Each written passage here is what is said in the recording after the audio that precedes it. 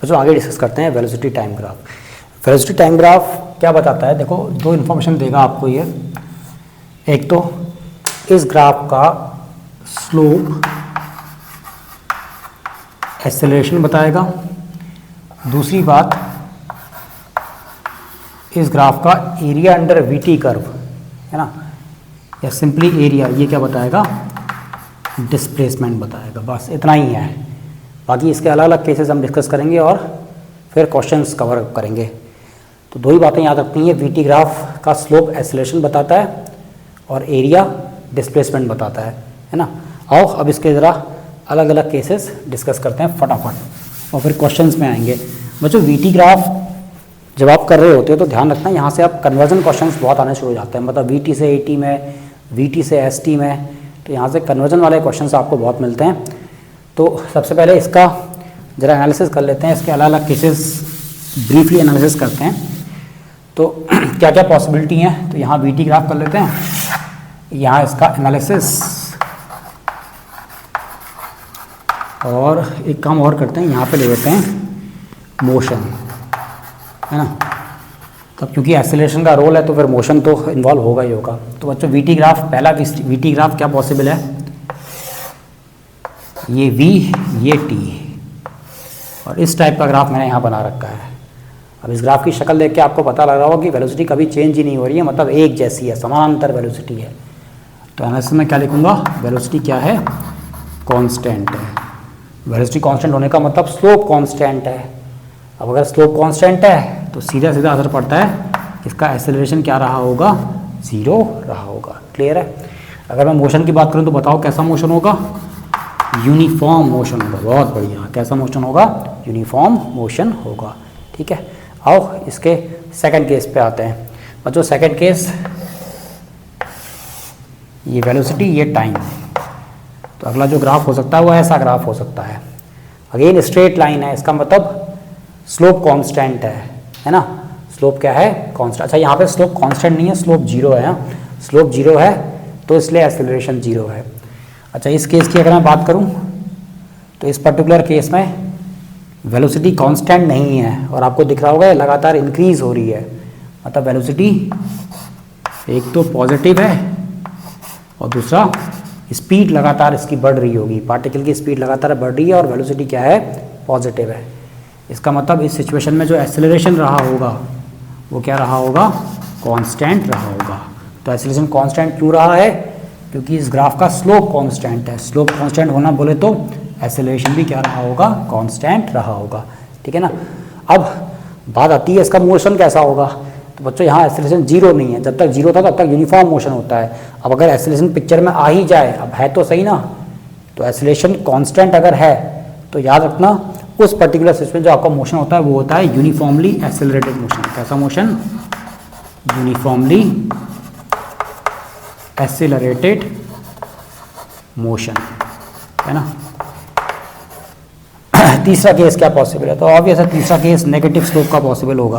तो ये V ये T, अब लाइन कुछ ऐसी मिल जाए तो आपको दिख रहा होगा हर पॉइंट पे अगर आप चेक करो तो स्लोप क्या आएगा, सेम आएगा, मतलब स्लोप कांस्टेंट।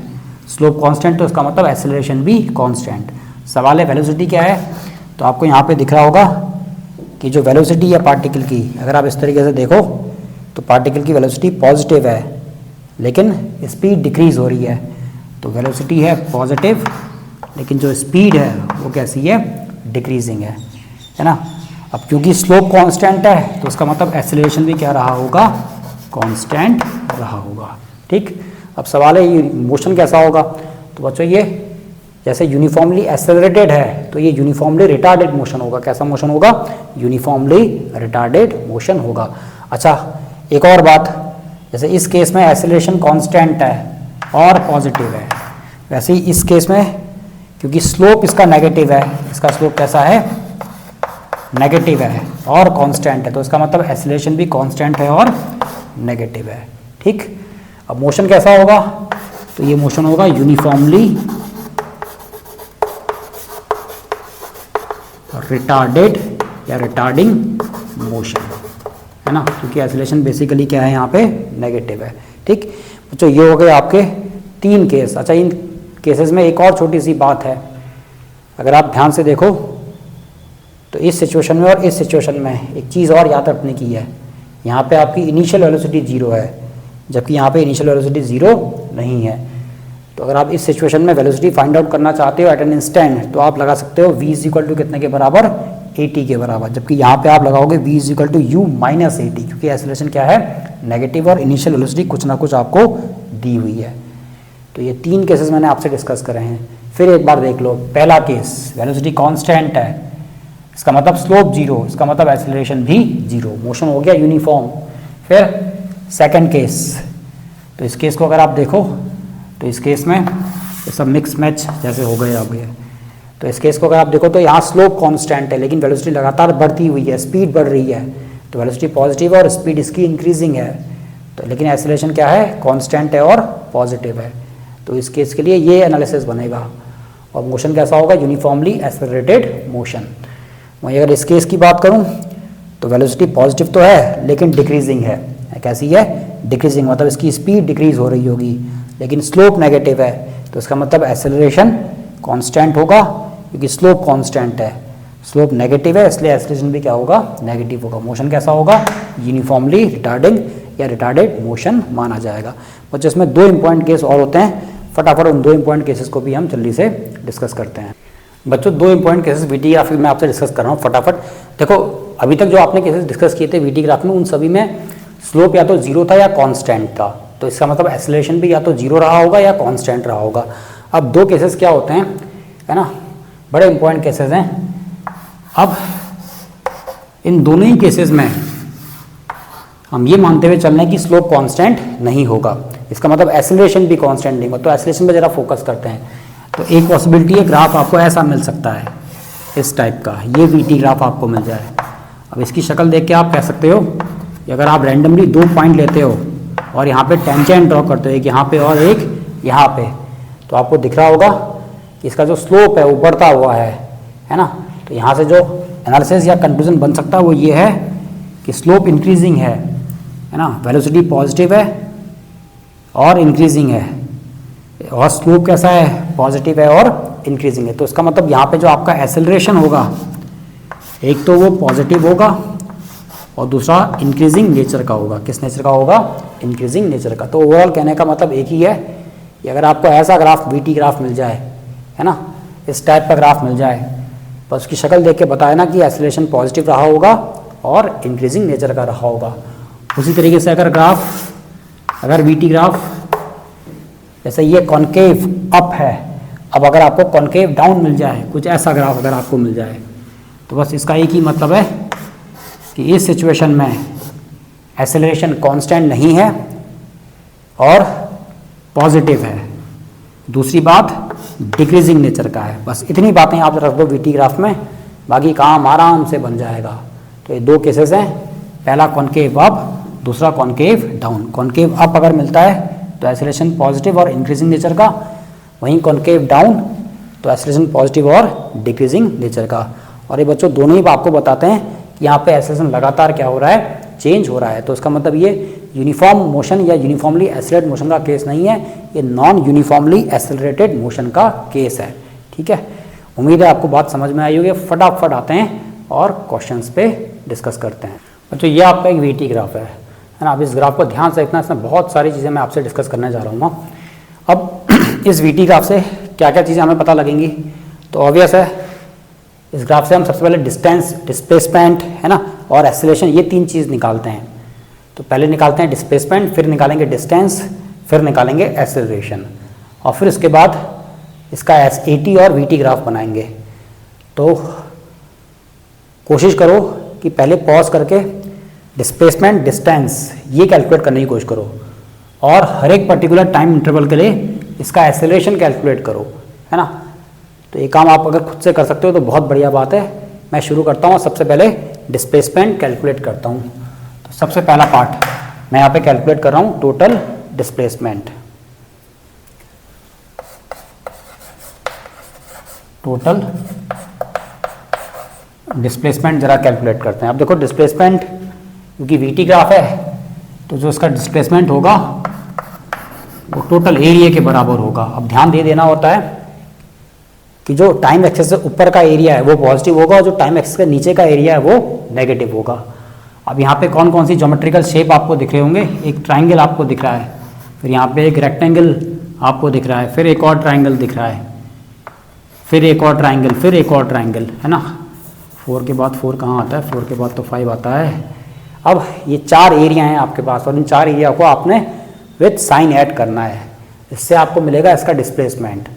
और जब डिस्टेंस निकालोगे तो इन्हीं 4 एरिया को दोबारा से आपने ऐड करना है विदाउट साइन, मतलब सब सारे एरियाज को पॉजिटिव लेके हुए ऐड करना है।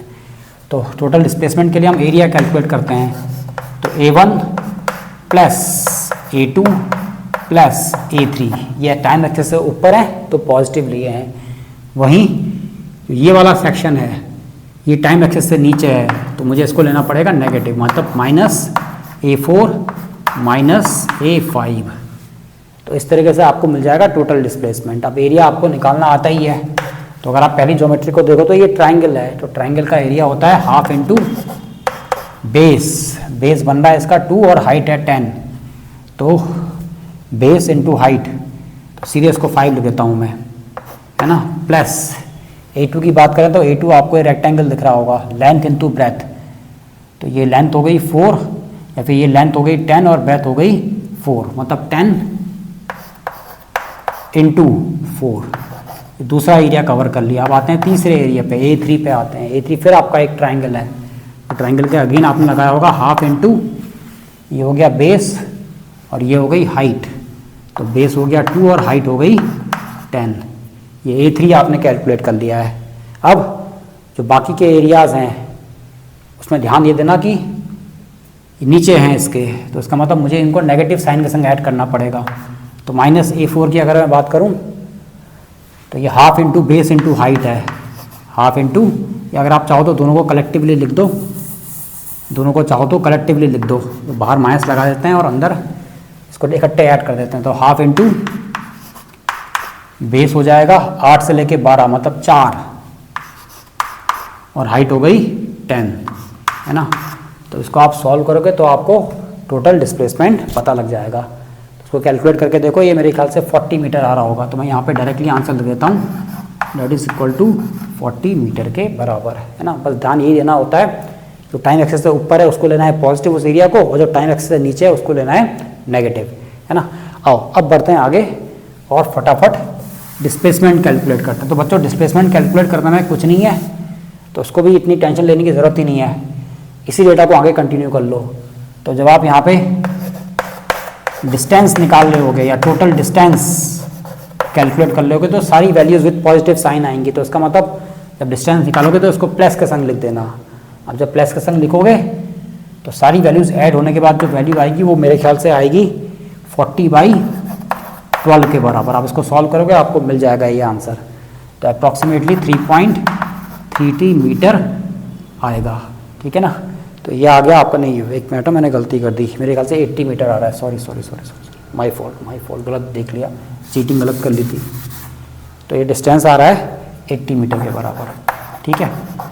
तो बस डिस्टेंस के लिए सारे एरियाज़ को विद पॉजिटिव साइन ऐड करना है, डिस्प्लेसमेंट के लिए नीचे वाले एरिया को विद नेगेटिव साइन, ऊपर वाले एरिया को विद पॉजिटिव साइन। तो यहाँ तक हो गई कहानी ख़त्म। अब आते हैं थर्ड पार्ट पे। तो जो तीसरे पार्ट में मैं यहाँ पे कैलकुलेट करना चाहता हूँ एवरेज वेलोसिटी, है ना। क्या कैलकुलेट करना चाहते हैं? Average velocity. अब देखो सवाल ये है कि आपसे अगर एवरेज वेलोसिटी पूछी जाएगी तो ये इंटायर जर्नी की पूछेगी, क्योंकि स्पेसिफिक तो उसने स्पेसिफाई करा नहीं है, तो इंटायर जर्नी की हम एवरेज वेलोसिटी निकालते हैं। एवरेज वेलोसिटी का एक ही फॉर्मूला होता है, ये होता है total displacement over total time taken. अब डिस्प्लेसमेंट आपका कितना है? डिस्प्लेसमेंट है 40 और टाइम आपको ले रखा है 12 सेकेंड, तो मतलब 40/12 that is equal to 3.33 metre per second. अब कोई पूछ ले कि एवरेज स्पीड बताओ, एवरेज स्पीड बताओ, तो एवरेज स्पीड क्या होगी? ये होगी total distance travelled divide by total time taken, मतलब 80/12, और ये वैल्यू आ रही है 6.66 मीटर पर सेकेंड। तो ये 4 काम हमने यहाँ पे कर लिए हैं। अब आते हैं बच्चों एक्सेलरेशन पे, है ना, और एक्सेलरेशन निकालेंगे एक एक टाइम का। तो पहले निकालते हैं यहाँ से यहाँ तक का, फिर निकालते हैं यहाँ से यहाँ तक का, फिर निकालते हैं यहाँ से यहाँ तक का। तो इतना टेंशन लेने की ज़रूरत नहीं है, स्ट्रेट फॉरवर्ड करेंगे। हाँ, तो मैं आ रहा हूँ एक्सेलरेशन पे। एक्सेलरेशन निकालना चाह रहा हूँ मैं 0 से लेके 2 सेकंड तक। अब मैंने आपको बताया था वी टी ग्राफ का जो स्लोप होता है वो एक्सेलरेशन प्रोवाइड करता है, और हम जानते हैं कि मैथमेटिकल मीनिंग स्लोप का क्या होता है, टेंजेंट ऑफ थीटा। क्या होता है, टेंजेंट ऑफ थीटा। तो बस यहाँ से देख लो, इसको अगर थीटा एज्यूम कर लेते हो तो यहाँ से टेन थीटा की वैल्यू कितनी आएगी, या फिर वही कहानी लगा लो राइज ओवर रन वाला केस। तो ये हो गया राइज और ये हो गया रन, मतलब 10/2, मतलब यहाँ 0 से लेकर 2 सेकंड तक एक्सेलरेशन कितने के बराबर है, 5 मीटर पर सेकंड स्क्वायर के बराबर है ना। ये पहला केस। बाजा दूसरे केस में 2 से लेकर 6 तक। अब 2 से लेकर 6 तक तो मेरे ख्याल से आपको पता लगी गया होगा 2 से लेकर 6 तक क्या खास हुआ है। 2 से लेकर 6 तक स्पीड या वेलोसिटी आपकी चेंज नहीं हुई है, कांस्टेंट है। और अगर कांस्टेंट है इसका मतलब स्लोप 0 है, और स्लोप 0 होने का मतलब सीधा सीधा एक्सेलरेशन भी क्या रहा होगा, 0 रहा होगा। अब आते हैं तीसरे केस पे। तीसरे केस पे मतलब acceleration from 6 to 8 second calculate करते हैं। अब यहाँ पे इतनी टाइम वेस्ट करने की आपको ज़रूरत नहीं है, स्ट्रेट फॉरवर्ड देखो, ये स्लोप नेगेटिव है, मतलब एक्सेलरेशन जो भी आएगा वो नेगेटिव आएगा, क्योंकि वेलोसिटी यहाँ पे डिक्रीज हो रही है। अब होगा कितना, तो ये एंगल कैलकुलेट करना होता है स्लोप के लिए। अब ये नहीं निकाल सकते हैं तो नेगेटिव का संग इसको निकाल लेते हैं, इतनी मैथ्स हमें पता है। तो यहाँ से अगर मैं इस राइट एंगल ट्राइंगल को देखूँ तो राइज है 10 और रन है 2, मतलब ये भी आएगा कितने के बराबर, 5 मीटर पर सेकंड स्क्वायर के बराबर। फिर आ जाओ 8 से लेके 10 में, तो acceleration from 8 to 10 second. Acceleration 8 to 10 second क्या रहा होगा, यहाँ जरा बच्चों देखना आप, है ना, यहाँ देखना क्या है, यहाँ बहुत ध्यान से देखना, ये बड़ा इंपॉर्टेंट सेक्शन होता है। ये वाली लाइन, ये वी टी ग्राफ की ये लाइन बहुत इंपॉर्टेंट होती है बच्चों। अगर आप ज़्यादा सोचोगे तो रिजल्ट नहीं आ पाएगा। अभी मैं जब एस टी ग्राफ बताऊँगा तो मैं आपको बताऊँगा ये ग्राफ का कॉरस्पॉन्डिंग एस टी ग्राफ क्या होता है। वैसे भी मुझे तो ये लाइन बहुत इंपॉर्टेंट लगती है वी टी ग्राफ की, मतलब मेरे से अगर कोई पूछे कि वी टी ग्राफ की सबसे इंपॉर्टेंट लाइन कौन सी है, तो ये लाइन वी टी ग्राफ की सबसे इंपॉर्टेंट लाइन होती है, सबसे क्रिएटिव लाइन है कह सकते हो। तो अब इस सेक्शन में आओ। अब इस सेक्शन में आने से पहले आप इस लाइन को देख लो सीधे। आप देखो कि यहाँ से लेके यहाँ तक इसका स्लोप जो है वो फिक्स है, कांस्टेंट है, एक जैसा है, चेंज ही नहीं हो रहा है, और वो नेगेटिव है। तो इसका मतलब यहाँ से लेके यहाँ तक एक्सेलरेशन भी क्या रहा होगा, कांस्टेंट रहा होगा और नेगेटिव रहा होगा। तो बस मिल गया आपको आंसर। तो यहाँ से लेके यहाँ तक -5 था, तो यहाँ से लेके यहाँ तक भी -5 ही आएगा। चाहो तो टेन थीटा लगा के भी कैलकुलेट कर सकते हो। तो ये भी हो गया आपका -5 मीटर पर सेकेंड स्क्वायर। ठीक है, अब आते हैं इसके आखिरी पार्ट में। यहाँ तक पता नहीं बोर्ड आपको दिख रहा है, एक बार मैं देख लेता हूँ। हाँ दिख रहा है। तो फाइनली मैं आ रहा हूँ एक्सेलरेशन फ्रॉम 10 to 12 सेकेंड में। अब यहाँ से यहाँ तक क्या हुआ होगा, अब बच्चों यहाँ से यहाँ तक क्या हुआ होगा, तो इस लाइन का आप स्लोप देखो, ये कांस्टेंट है, इसका मतलब एक्सेलरेशन भी कांस्टेंट है। अब वो पॉजिटिव है या नेगेटिव है, तो बस करना कुछ नहीं है, कोई भी 2 पॉइंट ले लो, या पॉइंट भी मत लो, एक पैरेलल टू टाइम से लाइन डालो, है ना, इस तरीके से एक लाइन डालो और देखो ये एंगल 90 से कम दिख रहा है या ज़्यादा दिख रहा है। यही तरीका होता है इसको एनालिसिस करने का। अब क्योंकि ये एंगल आपका 90 से छोटा है तो उसका मतलब स्लोप पॉजिटिव है, तो उसका मतलब एक्सेलरेशन भी क्या है, पॉजिटिव है। तो वो होगा कितने के बराबर, उसके लिए फिर आप इस ट्राइंगल को देख लो, ये ट्राइंगल है ना। तो इस ट्राइंगल को अगर ये एंगल थीटा है तो फिर ये वाला कॉरस्पॉन्डिंग एंगल भी थीटा रहा होगा, 9th वाली बातें। तो यहाँ से हो गया ये 10 और ये हो गया आपका 2, तो 10/2 मतलब +5 मीटर पर सेकेंड स्क्वायर। अच्छा, इसमें कुछ बच्चों को डाउट हो सकता है, ये जो ये लेंथ आपने ले रखी है वो नेगेटिव है और ये 2 आपने ले रखा है, तो ये -5 आना चाहिए। ऐसा नहीं है। क्यों नहीं है, क्योंकि एक्चुअली जब एंगल लिया जाता है ना, इसको जरा अगर थोड़ा सा आगे की तरफ को बढ़ा दूँ, ये वाला एंगल हमें चाहिए होता है। जब आप इसके ये वाला करस्पॉन्डिंग एंगल लोगे तो फिर वो नेगेटिव साइन के संग आ जाएगा, इसका मतलब ओवरऑल रिजल्ट क्या आएगा हमारा, पॉजिटिव आएगा। खैर इतना बस सोचने की ज़रूरत नहीं है, आपने यहाँ पे ज़्यादा मैथ्स नहीं, ज़्यादा फिजिक्स सीखनी है। तो अगर मैं सीधे सीधे बोलूँ, ये एक पॉजिटिव स्लोप की कहानी है, मतलब एक्सेलरेशन भी क्या रहा होगा, कांस्टेंट रहा होगा और पॉजिटिव रहा होगा। ये तो होगी बच्चों इस क्वेश्चन की एक कहानी। अब इसके आगे शुरू होगी एक सबसे दिलचस्प सबसे इंटरेस्टिंग बात, वो होता है इसका कॉरस्पॉन्डिंग एटी ग्राफ को, चौक भी गिर गई, इसका कॉरस्पॉन्डिंग एटी ग्राफ और S T graph. Eighty graph तो बहुत आसान है इसका बनाना, बस थोड़ा सा एसटी ग्राफ में आपको मेहनत करनी पड़ेगी। तो इतनी बातों को कॉपी करें, फिर मैं इसका सबसे पहले एटी ग्राफ बनाऊंगा और फिर उसके बाद एसटी ग्राफ बनाऊंगा। अब आते हैं बच्चों इसके एटी ग्राफ में। देखो एटी ग्राफ बहुत सिंपल है। यहाँ तो एक टेबल सा बनाता हूँ मैं यहाँ पे। तो यहाँ ले लेता हूँ टाइम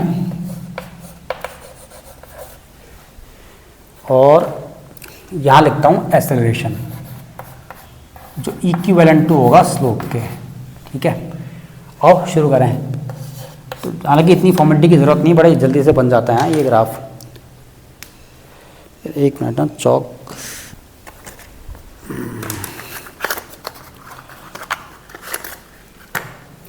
तो 0 से लेके 2 सेकंड तक, फिर उसके बाद 2 से 6 सेकंड तक, फिर 6 से 8 सेकंड तक, 8 अरे क्या चक्कर है, चौक सही से 8 से लेके 10 सेकंड तक, फिर 10 से 12 सेकंड तक, 12 से 12 तक ही है ना। हाँ, तो ये आपको टाइम दे रखा है। अब इसका देखते हैं कि एक्सेलरेशन क्या रहा होगा, है ना। तो देखो क्या रहा होगा, तो आपने कैलकुलेट कर ही लिया है। तो 0 से लेकर 2 सेकंड तक, अब 0 से लेकर मतलब मान लो एक्सेलरेशन कैलकुलेट नहीं कर रखा है, ठीक। तो 0 से लेकर 2 सेकंड तक, तो 0 से 2 सेकंड तक एक्सेलरेशन स्लोप इसका कांस्टेंट है, और स्लोप कांस्टेंट है और पॉजिटिव है। तो इसका मतलब इसका एक्सेलरेशन भी क्या रहा होगा, कांस्टेंट रहा होगा और पॉजिटिव रहा होगा। तो अभी हमने कैलकुलेट किया ही था, तो ये कितना आएगा 10/2, दैट इज इक्वल टू कितने के बराबर, 5 के बराबर। सही है। फिर 2 से लेके 6 तक, तो 2 से लेके 6 तक आपको दिख ही रहा है स्लोप 0 है, क्योंकि वेलोसिटी चेंज ही नहीं हो रही है। इसका मतलब एक्सेलरेशन भी क्या रहा होगा, 0। 6 से लेके 8 तक, तो फ्रॉम 6 to 8 स्लोप नेगेटिव है लेकिन कांस्टेंट है, तो एक्सेलरेशन भी क्या रहा होगा, नेगेटिव रहा होगा और कांस्टेंट रहा होगा। तो कैलकुलेट हमने कर ही लिया था, तो ये रिजल्ट कितने के बराबर आया था, -5 के बराबर आया था। 8 to 10, तो 8 to 10 भी एक्सेलरेशन नेगेटिव आया था और कांस्टेंट आया था। 10 to 12 एक्सेलरेशन पॉजिटिव आया था और कांस्टेंट आया था। ये रिजल्ट हमारे पास आए थे। अब इसके कॉरेस्पॉन्डिंग एटी ग्राफ देखो कितना आराम से बनेगा। तो ये लाइन आपको दे रखी है वीटी ग्राफ की, तो याद रखना अगर ये लाइन आपको दे रखी है तो उसका जो एटी ग्राफ बनेगा वो कुछ ऐसा बना होगा, है ना। थोड़ा पीला रंग डाल देते हैं, जीवन में कलर बहुत ज़रूरी है।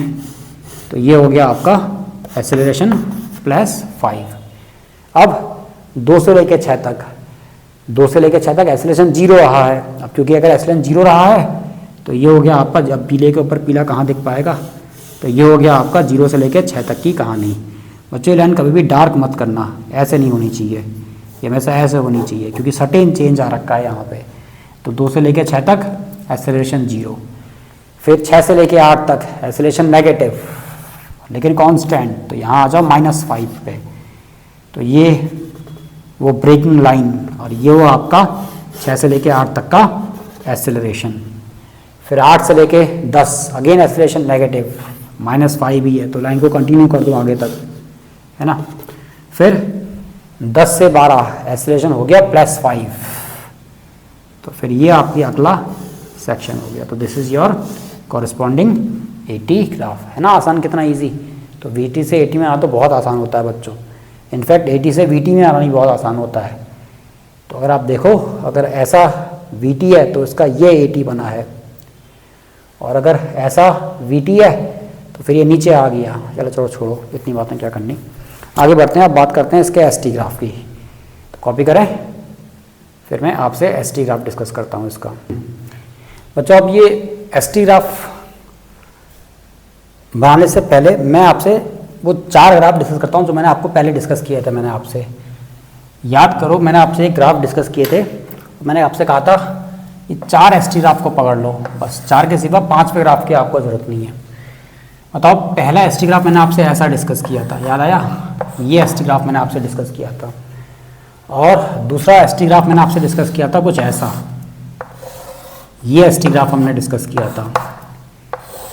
तीसरा एसटी ग्राफ जो मैंने आपसे डिस्कस किया था वो ऐसा था। ये चौथा एसटी ग्राफ डिस्कस किया था हमने, और इसी तरीके से एक ये एसटी ग्राफ हमने डिस्कस किया था। अब इन 4 एसटी ग्राफ में मैंने आपको कुछ इन्फॉर्मेशन बताई थी। मैंने कहा था अगर ग्राफ ऐसा मिल जाए तो इसका मतलब इसकी वेलोसिटी इंक्रीजिंग है ना, और पॉजिटिव है। और स्पीड की बात करूं तो ऑब्वियस है स्पीड भी क्या होगी, बढ़ती हुई होगी, इंक्रीजिंग होगी। वहीं इसकी अगर ग्राफ करूं तो बात करूं इस ग्राफ की, तो यहाँ पे वेलोसिटी पॉजिटिव है ना। और अगर वेलोसिटी के मैग्नीट्यूड की बात करूं, मतलब स्पीड की बात करूं, तो स्पीड लगातार डिक्रीज हो रही होगी। ये इस ग्राफ की कहानी थी। वहीं अगर इस ग्राफ की बात करूं तो यहाँ पे वेलोसिटी नेगेटिव है, चेंजिंग भी है और नेगेटिव, मतलब ये सारे केसेस में आपका जो स्लोप है वो चेंजिंग है, कांस्टेंट नहीं है। तो उसके ही कॉरेस्पॉन्डिंग वेलोसिटी भी चेंजिंग है और पॉजिटिव है, तो स्पीड इंक्रीज हो रही है। इस केस में वेलोसिटी नेगेटिव है लेकिन स्पीड क्या हो रही है, इंक्रीज हो रही है, बढ़ रही है। इस ग्राफ की बात करूं तो यहाँ पे भी वेलोसिटी नेगेटिव है लेकिन स्पीड क्या हो रही है, डिक्रीज हो रही है। तो ये 4 ग्राफ मैंने आपसे डिस्कस किए थे बच्चों। बस सारा खेल इन 4 ग्राफ का ही है। इन 4 ग्राफ को ये उठा के आप चिपकाना है इसमें, है ना। तो बस क्या होगा देखते हैं। तो कुछ भी कैलकुलेशन की जरूरत नहीं है, विदाउट कैलकुलेशन। मैंने आपसे पहले ही कहा था कि अगर आपको स्लोप आता है तो आप विदाउट कैलकुलेशन काफ़ी सारे बातें कवर अप कर सकते हो स्लोप के आधार पे ही। अब 0 से लेकर 2 सेकंड तक देखो क्या हुआ। 0 से लेकर 2 सेकंड तक ऐसा एसटी ग्राफ बनाओ जहाँ पे वेलोसिटी एक तो पॉजिटिव हो और दूसरा इंक्रीजिंग हो। वेलोसिटी पॉजिटिव हो और स्पीड बढ़ती हुई हो, ये अच्छा सेंटेंस है। वेलोसिटी पॉजिटिव हो और स्पीड इंक्रीजिंग हो। तो देख लो इनमें से कौन सा है, तो आपको पता लग ही रहा होगा। पहला वाला ग्राफ चीख चीख के कह रहा है कि भैया वेलोसिटी पॉजिटिव है और स्पीड इंक्रीजिंग है। तो उसका मतलब यहाँ से लेके यहाँ तक की कहानी जो होगी वो कुछ इस टाइप की होगी, ऐसे करके। सेट है ना, ओके। तो ये हो गया पहला केस। अब यहाँ पे डिस्प्लेसमेंट कितना होगा, वैल्यूज से भी आपने खेलना है। तो वैल्यूज कितनी रही होंगी वो हम अभी बाद में डिस्कस करते हैं। तो लेकिन पहले ग्राफ पूरे कर लेते हैं। हालांकि ये रफ एंड हम बना रहे हैं, वैल्यू पहले हमने रखनी चाहिए थी यहाँ पे, क्योंकि टारगेट जो पहला है वो पहला ग्राफ प्रॉपर्ली बन जाए, ग्राफ समझ में आ जाए, जल्दी से कैसे बनाते हैं ये पता लग जाए। ऐसे अगर मैं आपको बताऊँ, आप खुद से भी इसको कर सकते हो। तो आपको पता है वीटी ग्राफ का जो एरिया होता है वो इसका डिस्प्लेसमेंट प्रोवाइड करता है। तो हमें ये देखना है कि ये ग्राफ कहाँ तक चढ़ेगा। तो इसका अगर आप डिस्प्लेसमेंट निकालो तो इसका जो इसका जो अगर आप एरिया निकालो, ये एरिया आएगा half into base into height, मतलब 2 इंटू 10। इसका मतलब ये वैल्यू रही होगी कितने के बराबर, चेक कर लो यार, गलत तो नहीं है। Half into base into height. तो इसका मतलब ये जो वैल्यू रही होगी ये 10 मीटर रही होगी, है ना, आसान। ठीक है, अब आगे बढ़ते हैं। अब 2 से लेके 6 तक क्या हुआ, 2 से लेके 6 तक वेलोसिटी कांस्टेंट है। इसका मतलब एसटी ग्राफ में ऐसा कुछ कर दो, या एसटी ग्राफ ऐसा बनाओ जिसका स्लोप कैसा हो, जिसका स्लोप कांस्टेंट हो, वही वेलोसिटी कांस्टेंट वेलोसिटी को बताएगा। कहने का मतलब है एसटी ग्राफ में ऐसी लाइन डाल दो जो कांस्टेंट स्लोप को बता रही हो। अब कांस्टेंट स्लोप का मतलब क्या होता है, कांस्टेंट स्लोप का मतलब होता है स्ट्रेट लाइन, मतलब जो अगला सेक्शन बनेगा वो स्ट्रेट लाइन बनेगा। फिर एक बार देखो, 2 से लेके 6 तक वेलोसिटी पॉजिटिव है और कांस्टेंट है। इसका मतलब यहाँ ऐसी लाइन आएगी जो पॉजिटिव स्लोप को बताएगी और कांस्टेंट होगी। तो पॉजिटिव स्लोप है मतलब लाइन ऐसी बढ़ेगी जो 90 एंगल से कम बन रही होगी। तो मतलब सीधा सा मतलब ये है कि लाइन कुछ ऐसी बनने वाली है। अब यहाँ पे ये देख लो ये वैल्यू कितनी रही होगी। तो इस वैल्यू के लिए फिर आप इसका एरिया निकालो। तो इसका एरिया निकालोगे तो लेंथ इंटू ब्रेड्थ बनेगा। तो ये हो गया 4 और ये हो गया 10, मतलब ये वैल्यू आ गई 40 के बराबर। कितनी आ गई, 40। तो बच्चों बहुत ध्यान देना, यहाँ से यहाँ तक का डिस्प्लेसमेंट 40 है। तो जब ये पार्टिकल यहाँ पहुँचा होगा तो यहाँ से यहाँ तक का डिस्प्लेसमेंट 40 है, ये चीज़ 40 है। तो ओवरऑल वैल्यू कितनी आ जाएगी, ओवरऑल वैल्यू आ जाएगी 50। कितनी आ जाएगी, 50। पता लगा ना। तो यहाँ से यहाँ तक का डिस्प्लेसमेंट अगर 40 है तो ये 40 है बस। तो टोटल डिस्प्लेसमेंट कितना होगा, यहाँ पे वैल्यू कितनी प्लॉट करी जाएगी, 50 करी जाएगी। क्लियर हुआ, है ना। अब बढ़ो आगे की तरफ को। अब आ जाओ 6 से 8 तक। तो 6 से 8 तक क्या दिख रहा है हमें दिख रहा है वेलोसिटी लगातार क्या हो रही है, डिक्रीज़ हो रही है। और अगर डिक्रीज़ हो रही है, मैंने आपसे कहा था ना ये लाइन बड़ी इंपॉर्टेंट है, छाता बनेगा यहाँ पे। तो 6 से लेके 8 तक वेलोसिटी पॉजिटिव है, लेकिन स्पीड डिक्रीजिंग नेचर की है। लेकिन स्पीड कैसी है? Decreasing. Velocity positive, speed decreasing. तो देखो यार कौन सा है? Velocity positive, speed decreasing. हाँ हो, मिल गया। तो छाता का आधा पार्ट तो आपको मिल ही गया। तो 6 से लेके 8 तक ये बन गया आधा छाता, है ना। तो आधा अम्ब्रेला हो गया ख़त्म। तो बस ये वैल्यू कितनी रही होगी? अब यहाँ पे थोड़ा सा ज़रा यू कैन अंडरस्टैंड कि यहाँ पे खिचड़ी बनने वाली है। हाँ, तो खिचड़ी खाने को तैयार रहें। तो अब ये वैल्यू कितनी होगी, इस वैल्यू को ज़रा चेक कर लेते हैं। तो यहाँ से यहाँ तक की कहानी चल रही है, तो इसका एरिया निकालते हैं। फिर वही half into base into height, मतलब कितना हो गया? 10। तो इसका मतलब 10 और चले जाओ, तो मतलब ये वैल्यू कितनी रही होगी? 60। तो यहाँ से यहाँ तक 10 डिस्प्लेस और हो गई, तो कितना हो गया? नेट डिस्प्लेसमेंट 60 के बराबर। ठीक है, तो ये अब तक की कहानी है। अब बढ़ते हैं आई की तरफ को। तो अब 8 से 10 में क्या हुआ? यहाँ चौकन्ना हो जाओ। 8 से 10 में क्या हुआ? क्या है? वेलोसिटी नेगेटिव है, लेकिन स्पीड क्या हो रही है? बढ़ रही है। भाई मैग्नीट्यूड तो बढ़ ही रहा है ना। तो यहाँ से यहाँ तक स्पीड क्या हो रही है? इंक्रीज हो रही है, लेकिन वेलोसिटी नेगेटिव है। तो वेलोसिटी नेगेटिव, लेकिन स्पीड क्या हो रही है? इंक्रीज हो रही है। मतलब अगला सेक्शन ये आएगा। तो ये मिल गया आपको छाते का अगला पार्ट। तो यहाँ से हो गया यहाँ तक की कहानी खत्म। अभी ग्राफ थोड़ा सा ज़रा काम करते हैं, इससे कर देता हूँ ये एक बार में ख़त्म। क्या समझ में आया? जब भी वीटी ग्राफ ऐसा दे रखा हो तो आँख बंद करो, छाता बनाओ चुपचाप। ठीक है, ओके। अच्छा, अब ये सवाल है कि यहाँ तक डिस्प्लेसमेंट कितना होगा, तो उसके लिए फिर आप ये वाला एरिया ज़रा कैलकुलेट करो। तो ये आएगा अगेन हाफ इंटू बेस हो गया 2, हाइट हो गई मेरे ख्याल से हाइट चले गई कहीं 10 थी। हाँ, तो कितनी आ रही है? 10, लेकिन ये -10 आई होगी, है ना, क्योंकि नीचे का एरिया है। तो ये -10 आई होगी, तो इसका मतलब 60 में से 10 चला गया, कितना बचा? 50। तो इसका मतलब मैंने जो बना रखा है फ्री हैंड वो सही बना रखा है, तो ये वैल्यू 50 रही होगी। अब लास्ट में आते हैं 10 से लेके 12 तक क्या हुआ। तो भाई लोगों 10 से लेके 12 तक क्या हुआ है? 10 से लेके 12 तक वेलोसिटी पॉजिटिव है ना। 10 से लेके 12 तक वेलोसिटी क्या है? सॉरी, वेलोसिटी नेगेटिव है। वेलोसिटी क्या है? नेगेटिव है। टाइम एक्स से नीचे मतलब वेलोसिटी नेगेटिव है।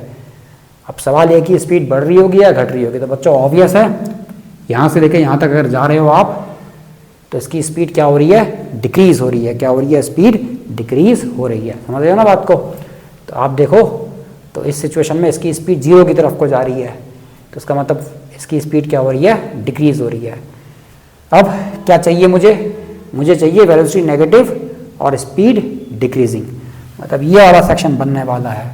तो मतलब आगे की तरफ कोई ग्राफ ही ऐसे करके जाएगा। अब ये कहाँ तक जाएगा उसके लिए पहले ज़रा वैल्यू निकाल लेते हैं। तो इसका एरिया कैलकुलेट करेंगे तो ये आएगा, पता नहीं यहाँ दिख भी रहा है, अपना नहीं दिख रहा है, हाफ इंटू बेस हो गया 2, हाइट हो गई 10 विथ नेगेटिव साइन। तो फिर -10, मतलब यहाँ से 10 और कम कर दो। अब 10 कम करोगे तो फिर ये कहीं 40 पे जाके थमेगा ये। तो इस तरीके से ऐसे करके, है ना। थोड़ा सा गलती हो गई हो मेरे ख्याल से, गलती नहीं हो रखी है, मतलब नंबर सही नहीं दे रखे हैं बस। तो ये जो वैल्यू रही होगी ये रही होगी 40। ठीक है, क्या खिचड़ी बन गई देखो ग्राफ की। तो बच्चों इस ग्राफ को देखो, बहुत बढ़िया ग्राफ है ना। अगर आप जेई वगैरह की तैयारी कर रहे हो तो ये ग्राफ तो बस क्या कहूँगा इस ग्राफ के लिए, मज़ा ही आ जाएगा आपको। तो 2-3 चीज़ें बच्चों काम की। ये सेक्शन आसान सा है। वीटी ग्राफ अगर ऐसा दिया है तो उसका एसटी ग्राफ कुछ ऐसा बना है।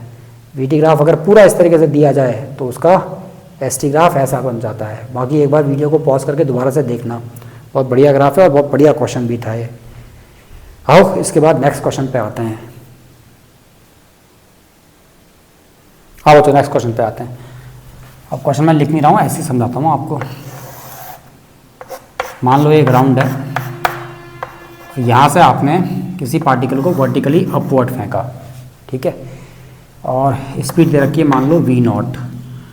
जब आप पार्टिकल को वर्टिकली अपवर्ड फेंकोगे तो ऑब्वियस है ये अंतरिक्ष में तो जाएगा नहीं, मैक्सिमम हाइट अटेन करेगा, और मैक्सिमम हाइट अटेन जब करेगा तो इसकी वेलोसिटी कितनी हो गई होगी, 0 हो गई होगी।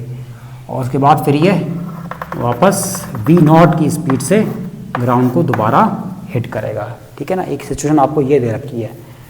तो मैं मान लेता हूँ ये A है जहाँ से चला, ये B है जहाँ तक पहुँचा, ये C है जहाँ पे दोबारा आया। आपसे कहता है इस सिचुएशन का आप क्या बनाएं, VT ग्राफ बनाएं और फिर उसका कॉरेस्पॉन्डिंग ST ग्राफ बनाएं। ठीक है, आओ शुरू करते हैं। VT ग्राफ पहले इसका बनाते हैं। अब बच्चों जब मुझे ना VT ग्राफ चाहिए होता है तो VT ग्राफ में कुछ नहीं है, आपने एक ही चीज़ देखनी है, आपने देखना है स्लोप। ठीक है, लाइन सही आ रही है, चलो ठीक ही है। अब सिर्फ मुझे VT ग्राफ बनाना है, कोई डेटा नहीं दिया हुआ है। अब इसका कॉरेस्पॉन्डिंग VT ग्राफ होगा कैसा जरा देखते हैं हम। बताओ, बॉडी A से B गई, अच्छा बॉडी A से B जाए, B से A जाए या B से दोबारा C आए, तो एक्सेलरेशन तो हमेशा नीचे की तरफ को काम करेगा ना, और वो -10 होता है, ये हमें पता है। तो इसका मतलब A से B तक का ग्राफ, ऐसा VT ग्राफ बनाओ जिसका स्लोप क्या हो, कांस्टेंट हो और नेगेटिव हो, है ना। आई बात समझ में। तो जब पार्टिकल A से लेके B तक जाएगा, A से लेके B तक जाएगा, तो मुझे ऐसा स्लोप दिखाना है जो नेगेटिव हो, क्योंकि एक्सेलरेशन नेगेटिव है। और दूसरा A से लेके B तक जाने पे वेलोसिटी क्या रही होगी, ये भी चेक कर लेते हैं। तो यहाँ ले लेता हूँ मैं वेलोसिटी और यहाँ ले लेता हूँ मैं स्लोप। तो A से B तक वेलोसिटी पॉजिटिव है और स्पीड लगातार डिक्रीज हो रही है। बच्चों जब भी आप ग्राफ बनाते हो ना, तो वेलोसिटी बढ़ रही है घट रही है मत कहा करो, स्पीड बढ़ रही है घट रही है कहा करो, क्योंकि वेलोसिटी बढ़ रही है घट रही है कहने के चक्कर में बहुत गलतियाँ हो जाती हैं। तो बस इतना ही कहो कि वेलोसिटी पॉजिटिव है या नेगेटिव है, फिर उसके बाद बढ़ रही है घट रही है, वो स्पीड बढ़ेगी या फिर घटेगी। तो A से लेके B तक, क्योंकि पार्टिकल अपवर्ड मोशन में है, तो इसका मतलब वेलोसिटी पॉजिटिव रही होगी और डिक्रीजिंग स्पीड होगी, मतलब स्पीड डिक्रीज कर रही होगी। अब स्लोप कैसा होगा, स्लोप इसका एक्सेलरेशन के बराबर होता है, A के बराबर, और A यहाँ पे G के इक्विवेलेंट है और G हमेशा नीचे लगता है, मतलब स्लोप होगा हमेशा कितना, -10 के बराबर। ये A से B तक का मोशन हो गया। फिर आ जाओ B से C तक क्या हुआ, तो B से C तक अभी भी इसका जो स्लोप है वो कांस्टेंट ही है, जो G के बराबर है, और G की वैल्यू हो गई -10। अब वेलोसिटी क्या होगी, डाउनवर्ड मोशन है, मतलब वेलोसिटी रही होगी नेगेटिव और स्पीड इंक्रीजिंग नेचर की होगी। तो बस काम खत्म, पैसा हजम। एक ऐसी लाइन यहाँ पे बनानी है जो कांस्टेंट स्लोप को दिखाए और नेगेटिव हो। तो फिर इसमें मैं क्या बोलूँ आपसे, बताओ ये लाइन सहमत हो इस लाइन से, अरे हाँ या ना, ठीक है ना। तो ये होगी आपकी जिससे आपने इसको फेंका v0, और ये वो स्पीड जब भी अपनी मैक्सिमम हाइट पे आ गया था, और जब भी अपनी मैक्सिमम हाइट पे आया होगा तो उसकी वेलोसिटी 0 हो गई होगी, है ना, एट पॉइंट P। और उसके बाद फिर वेलोसिटी या स्पीड बड़ी बड़ी बड़ी बड़ी और एक पर्टिकुलर टाइम पे v0 हो गई। अब ये v0 माइनस कर रहा होगा, मतलब ये कॉरेस्पॉन्डिंग वेलोसिटी -v0। ग्राफ कुछ ऐसा बन जाएगा VT ग्राफ। तो यहाँ से लेके यहाँ तक मुझे दिख रहा है स्लोप नेगेटिव है और कांस्टेंट है, कितना है, नेगेटिव और -10 के बराबर। वही कहानी यहाँ से यहाँ तक भी है, स्लोप कांस्टेंट है और नेगेटिव है। तो ये VT ग्राफ आपका बनेगा। अब याद करो इसका ST ग्राफ कैसा होता था, याद आया, हाँ अम्ब्रेला। तो ये हो गया इसका कॉरेस्पॉन्डिंग ST ग्राफ, ठीक है। अच्छा ST ग्राफ में क्या खास है, ST ग्राफ में खास ये है, ये मैक्सिमम हाइट है और मैक्सिमम हाइट पे जो वेलोसिटी होती है वो 0 होती है, और इस पॉइंट पे अगर मैं एक टेंजेंट लाइन ड्रॉ करता हूँ तो उसका स्लोप भी कितना आ रहा है, 0 आ रहा है, मतलब वेलोसिटी भी क्या है, 0 है। तो ये हो गया आपका कॉरेस्पॉन्डिंग ST ग्राफ। अब अगर मान लो मोहल्ले वाले पूछ लें कि इसका AT ग्राफ क्या रहा होगा, तो मेरे ख्याल से AT ग्राफ तो कोई भी बच्चा बना लेगा। तो ये A ये T, तो AT ग्राफ कैसा होगा, एक्सेलरेशन लगातार कांस्टेंट है, तो ऐसा रहा होगा AT ग्राफ, की वैल्यू रही होगी -10 के बराबर। तो this is VT corresponding ST and AT graph, ठीक है। क्लियर हुआ, चलो अब बढ़ते हैं आगे नेक्स्ट क्वेश्चन की तरफ। तो 80 ग्राफ तो छुप गया बेचारा। जो नेक्स्ट क्वेश्चन में, तो पिछले वाले क्वेश्चन का थोड़ा सा एडवांस क्वेश्चन है, एडवांस वर्जन। मान लो ये है आपकी बिल्डिंग, ठीक है, काफ़ी ऊंची है और लिफ्ट इसकी बंद है। मान लेते हैं इसकी हाइट है h, ठीक है, कैपिटल H। और यहाँ से आपने v0 की स्पीड से किसी पार्टिकल को अपवर्ड प्रोजेक्ट किया। कैसे प्रोजेक्ट किया? अपवर्ड। तो ऑब्वियसली ये पार्टिकल अपनी मैक्सिमम हाइट अटेन करा होगा और उसके बाद फिर नीचे की तरफ को आ गया। ये क्वेश्चन में आपको दे रखा है, मैं कुछ नहीं कर सकता। हाँ, अब यहाँ से लेके यहाँ तक की हाइट को मैंने छोटा h एज्यूम कर लिया। क्या एज्यूम कर लिया? छोटा h एज्यूम कर लिया। तो यहाँ से यहाँ तक की हाइट छोटा h, यहाँ से यहाँ तक की हाइट कैपिटल H। तो पार्टिकल कुछ इस टाइप की मोशन कर रहा है ऐसे करके, और यहाँ ये टकराया किसी स्पीड v से, ठीक। अब मुझे करना क्या है? करना वही काम है, एक st बनाना है, एक vt बनाना है और एक at बनाना है। तो इस बार मैं पहले एक काम करता हूँ, इसका st बनाता हूँ, फिर इसका vt बनाते हैं। हाँ, ऐसे कुछ भी करो आप, बन ही जाएगा, लेकिन इस बार हम पहले st बनाएंगे। आओ st ग्राफ बनाएं। तो बच्चों, अगर मैं आपसे कहूँ कि अगर आप देखो ना, यहाँ से यहाँ तक तो ये पिछला वाला ही केस हो गया ना भाई, ग्राउंड से ग्राउंड वाला केस नहीं लग रहा है ये। तो यहाँ से v0 से फेंका और यहीं पे इसकी स्पीड v0 ही रही होगी इस पॉइंट पे, है ना, v जैसा लग गया। तो देखा जाए तो यहाँ से लेके यहाँ वाला जो पार्ट है ये पिछला क्वेश्चन ही तो है, और इसका कॉरेस्पॉन्डिंग vt ग्राफ हमने देखा था, इतना लाइन ऐसी, और फिर st ग्राफ भी देखा था, छाता।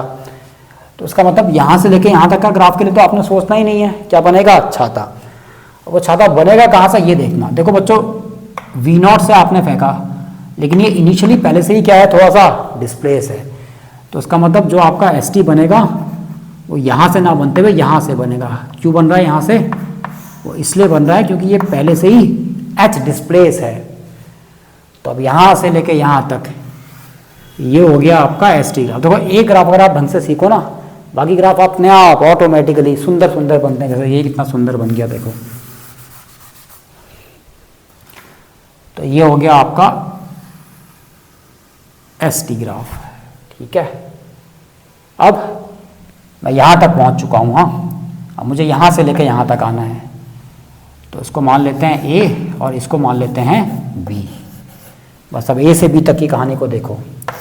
तो अब a से b क्या हुआ होगा? तो क्या देखने की भी ज़रूरत नहीं, याद कर लो, वो 4 ग्राफ याद करो। तो a से b तक आपको दिखेगा कि जो वेलोसिटी है वो नेगेटिव है। कैसी है? नेगेटिव है। और वेलोसिटी का मैग्नीट्यूड मतलब स्पीड कैसी है? इंक्रीजिंग नेचर की है। कैसे नेचर की है? इंक्रीजिंग नेचर की। तो बस अब सोचना क्या है, तो ग्राफ कुछ इस टाइप का बन जाएगा।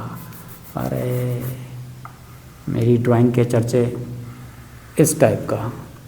बात समझ में आई या नहीं आई, है ना? थोड़ा सा ना ग्राफ गंदा सा बन रहा है, ऐसा बनता था, मैं यहाँ पे अलग से बनाता हूँ, ऐसा ग्राफ बनाता है, ऐसा इस टाइप का। तो थोड़ा सा कोशिश करें कि आप खुद से बना लें, मुझसे बन नहीं रहा है, ठीक। तो इस टाइप का ग्राफ बनेगा इसका। खैर, आपकी ड्राइंग मुझसे अच्छी होगी, आप इसको बनाना है इस तरीके से। तो यही इसका कॉरेस्पॉन्डिंग ग्राफ बनेगा। मैं आता हूँ इसके वीटी ग्राफ में, ठीक है। तो बच्चों, अब इसका वीटी ग्राफ क्या होगा? हाथ बंद करो और बना डाल दो वो लाइन। तो यहाँ से लेके यहाँ तक, अच्छा ये यहाँ से लेके यहाँ तक का तो हमें पता ही है ना कैसा ग्राफ बनता है, इस टाइप का, ठीक है। तो अगर ये v ये t, मतलब ये वेलोसिटी v0, तो ये वेलोसिटी माइनस v0। अब क्योंकि ग्राफ इसके आगे इसकी स्पीड बढ़ रही है लेकिन नेगेटिव है, तो बताओ ग्राफ थोड़ा सा आगे और बढ़ जाएगा ना, बढ़ेगा या नहीं बढ़ेगा? हाँ, बढ़ेगा, ठीक है। क्योंकि आगे फिर इसकी स्पीड क्या हो रही है? इंक्रीज ही कर रही है। तो ये वाला नेचर दोबारा से फॉलो हो रहा है एक किस्म का अगर देखा जाए। तो ये आपका कॉरेस्पॉन्डिंग क्या बन गया? वीटी ग्राफ बन गया। तो 80 तो यार अपने मोहल्ले का चुन्नू भी बना देगा। तो ये a ये t, तो ये तो हमेशा कितना? -10 मीटर पर सेकेंड। तो ये हो गया कॉरेस्पॉन्डिंग 80 ग्राफ, है ना। तो ये थे बच्चों कुछ ग्राफ के अच्छे क्वेश्चंस। इसका हो सकेगा तो मैं एक वीडियो और लेके आऊँगा जिसमें मैं कुछ जेई के क्वेश्चंस कवर अप करेंगे। तो ये थोड़ा सा जेई लेवल के थे तो सही, लेकिन और एडवांस जरा इसके क्वेश्चन जरा डिस्कस करेंगे नेक्स्ट वीडियो में। Till then take care, bye bye.